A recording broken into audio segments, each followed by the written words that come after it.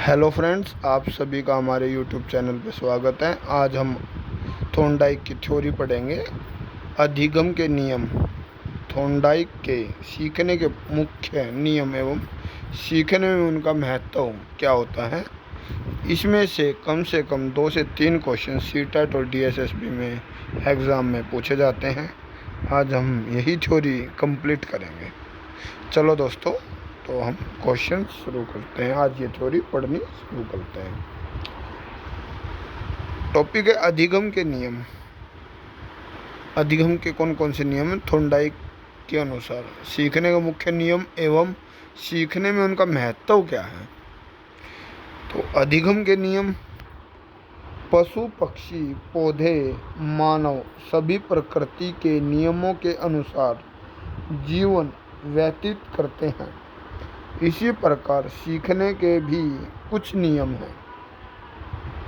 सीखने की प्रक्रिया इन्हीं नियमों के अनुसार चलती है। ठीक है भाई फ्रेंड्स, इसके अंदर हमें बताया गया है कि जैसे पेड़ पौधे व जीव जंतु सभी का अपना, मानव सभी प्रकृति में नियमों के अनुसार जीवन जीते हैं। इसी प्रकार जीवन भी, उसके भी कुछ नियम हैं थॉर्नडाइक के अनुसार। E.L. थॉर्नडाइक ने सीखने के कुछ नियम बताए हैं जिनको प्रयोग से अध्यापन प्रक्रिया को और अधिक प्रभावशाली बनाया जा सकता है। उन्हें सीखने के 3 मुख्य नियम एवं 5 गौण नियम प्रतिपादित किए हैं। तो थॉर्नडाइक जी ने हमें बताया है कि 3 उनके प्रमुख नियम हैं और 5 गौण नियम। यह क्वेश्चन आ जाता है उनके मुख्य नियम कौन कौन से हैं। ठीक है दोस्तों, तो यहाँ तक आप समझ गए होंगे। अब हम उनके सीखने का पहला नियम, सीखने के मुख्य नियम के बारे में बात करेंगे। उनका जो पहला नियम है वो तत्परता का नियम, दूसरा नियम अभ्यास का नियम और तीसरा परिणाम का नियम। अब हम विस्तार पूर्वक देखते हैं कि तत्परता का नियम है क्या। पहला है भाई तत्परता का नियम। जब हम किसी कार्य को सीखने के लिए तैयार या तत्पर होते हैं तो हम उसे शीघ्र सीख लेते हैं। किसी समस्या को हल करने के लिए प्रयत्नशील होना तत्पर कहलाता है।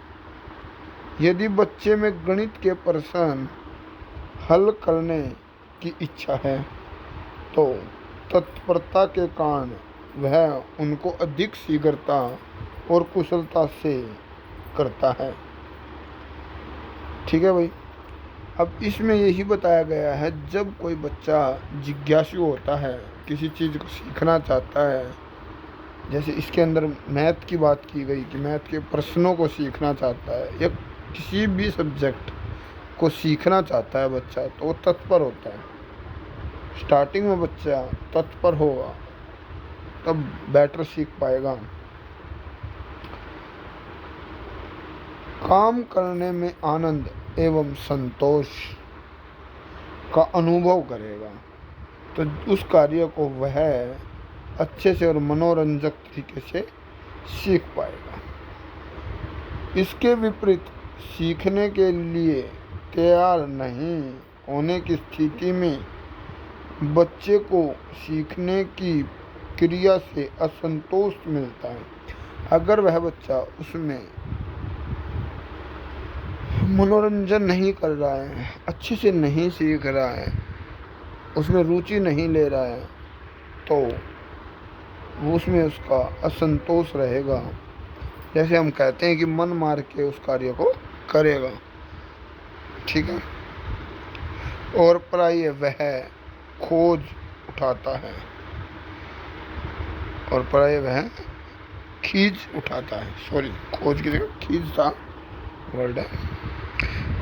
तो जब बच्चा किसी भी कार्य को सीखना चाहता है तो वह सबसे पहले तत्पर होगा। उसके बाद दूसरा है अभ्यास का नियम। फिर वह उस चीज़ के लिए बार बार अभ्यास करेगा। जैसे थॉर्नडाइक ने एक बिल्ली को एक पिंजरे के अंदर रखा और जब उसे भूख लगी तो वह घूमती रही और उसका पैर ट्रिगर पर आया तो पिंजरा खुल गया और बिल्ली बाहर आकर खाने को खाने लगी। इससे क्या हुआ, जब उसे भूख लगी तो वह तत्पर हुई। ठीक है बच्चों। उसके बाद जब वह तत्पर हुई तो वह पिंजरे के अंदर घूमने लगी। जब वह बार बार घूमती रही तो गलती से उसका पैर ट्रिगर पर आया और वह पिंजरा खुल गया। तो उसके बाद उसे क्या पता लगा, उसे ये नहीं पता लगा कि कहाँ पे पैर आया मेरा और यह खुल गया। तो वह फिर से भूखी हुई तो वह उस पिंजरे के चक्कर लगाने लगी और फिर वह पिंजरा खुला। तो वह क्या करने लगी भाई, जब उसे भूख लगती तो वह भूख क्या है, तत्पर, उद्दीपक। फिर उस भूख को मिटाने के लिए वह अभ्यास करने लगी। दूसरा अभ्यास का नियम। इस नियम का तात्पर्य अभ्यास कुशल बनाता है। यदि हम किसी कार्य का अभ्यास करते हैं तो हम उसे सरलतापूर्वक करना सीख जाते हैं और उसमें कुशल हो जाते हैं। हम बिना अभ्यास किए साइकिल पर चढ़ने में या कोई खेल खेलने में कुशल नहीं हो सकते। तो इसमें वही बताया गया अभ्यास के नियम में कि जब तक हम साइकिल को चलाना ना सीखें या किसी चीज़ की बार बार अभ्यास ना करें तब तक हम उसमें परफेक्ट नहीं हो सकते। तो हमें बार बार अभ्यास करते रहना है। तो अब आपको पता लगा होगा कि पहला नियम हमारा तत्परता का। जब आपको इच्छा हुई कि मेरे को सीटेट या DSSB करना है तो आप पहले क्या होंगे, तत्पर होंगे। फिर क्या करेंगे, अभ्यास करेंगे, बुक्स वगैरह ढूंढेंगे या मटेरियल ढूंढेंगे। तो फिर आप उस चीज़ का अभ्यास करेंगे। तो दूसरा नियम क्या हुआ, अभ्यास का नियम। इसी प्रकार फिर आपके पास तीसरा नियम आएगा भाई। यदि हम किसी सीखे हुए कार्य का अभ्यास नहीं करते हैं तो उसे हम भूल जाते हैं। अभ्यास से सीखना स्थायी होता है। इसे थॉर्नडाइक के उपयोग का नियम, लॉ ऑफ यूज और बिना अभ्यास से ज्ञान विस्मृत हो जाता है, इसे अनुपयोग का नियम कहा जाता है।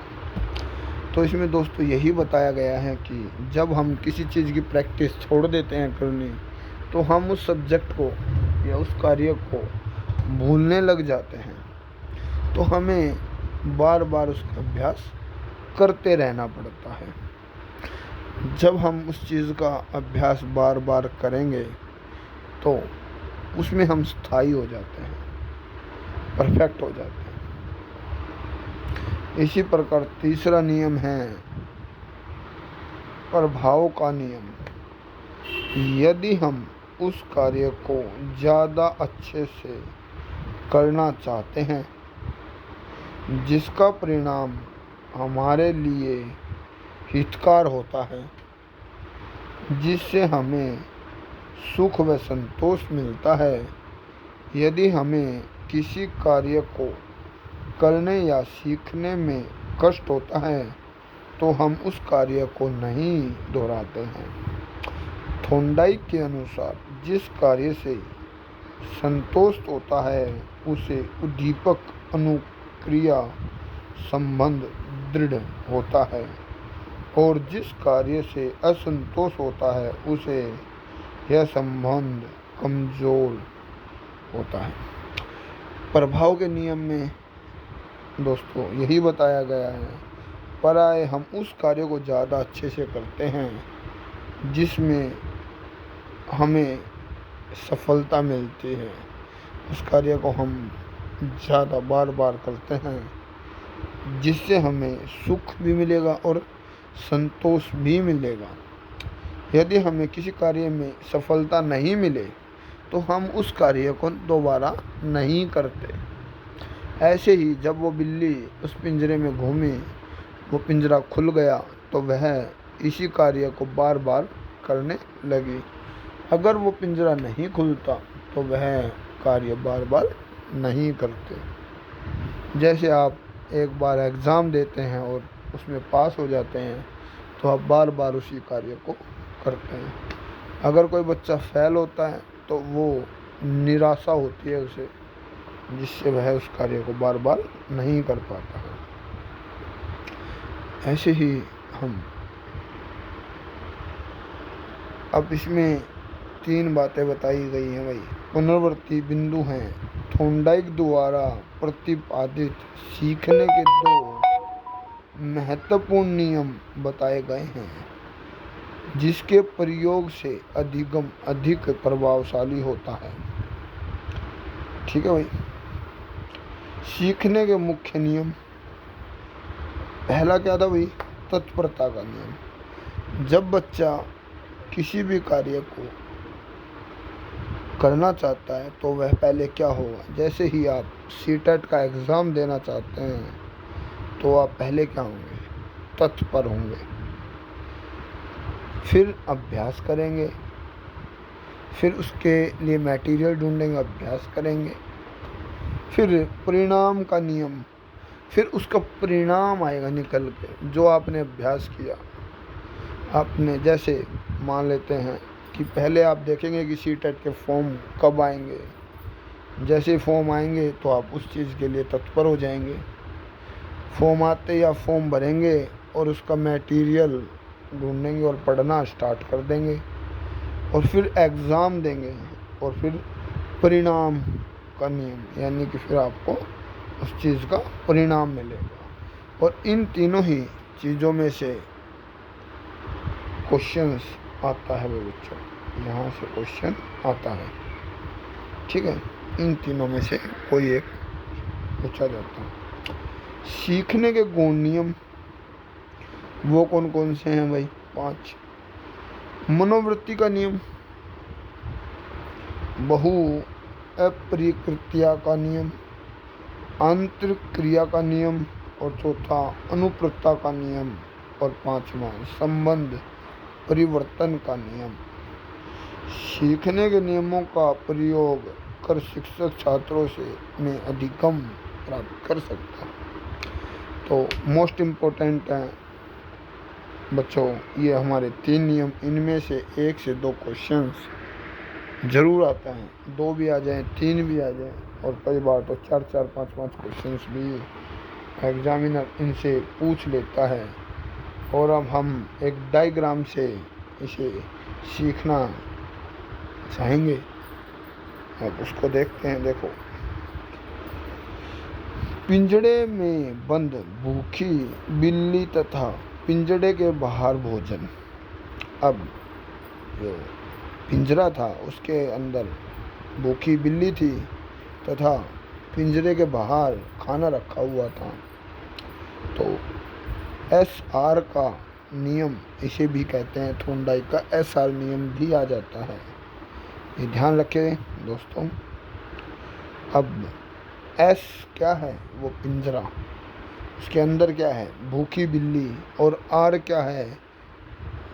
वो जो अभ्यास कर रही है उस चीज़ के लिए।